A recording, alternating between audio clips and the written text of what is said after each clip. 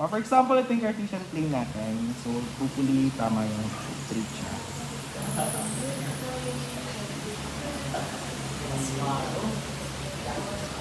Okay, yan yung magiging reference line natin. So, first, sabi sa atin sa vector A, ito yung mga given natin ha. Gamit tayo. Vector A, anong value niya? 2.9 Newton, then 42 degree. Then vector B, 2.3 Newton, then 80 degree. So, ang hinahanap sa atin yung resultant force niya, resultant force, blank Newton, saka yung blank degrees niya.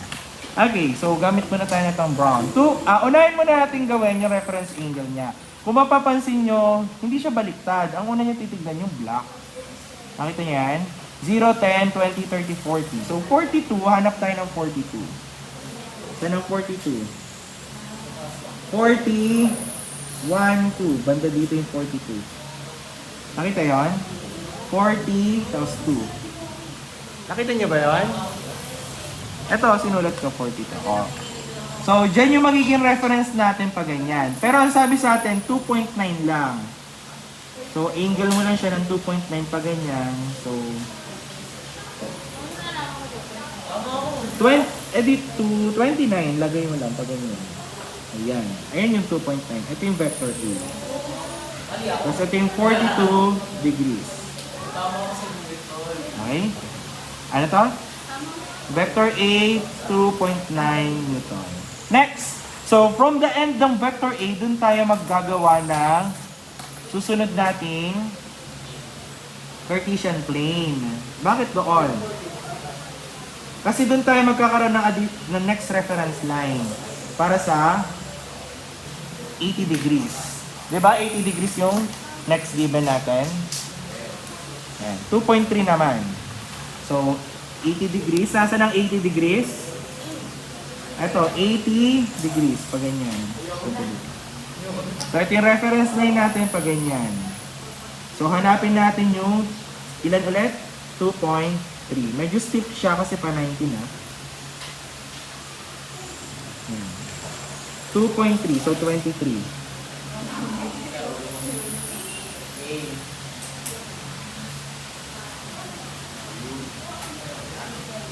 Okay.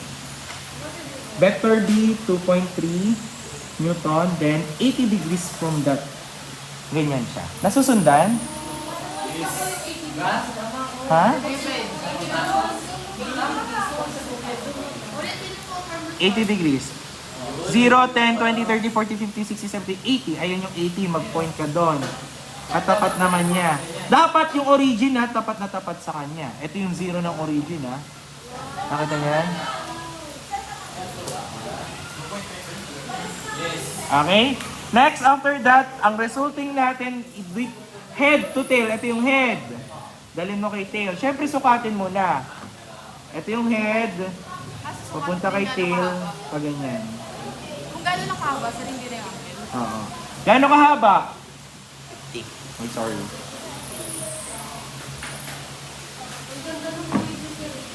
So, ilan siya? Abot ba siya ng 50? 49 lang. Di ba? 49 degrees. So, ang atin na 4.9. So, ang resultant natin ay 4.9 Newton. Anong angle niya?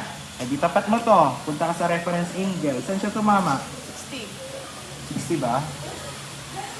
60 tama sir. 60. Hindi eh. Ito yung red oh. Ito yung black, ito yung red. Kumbaga, 59 lang siya. So from the x-axis, 59 degrees lang siya. So final answer, 59. Ganyan lang. Nakuha? Nasundan?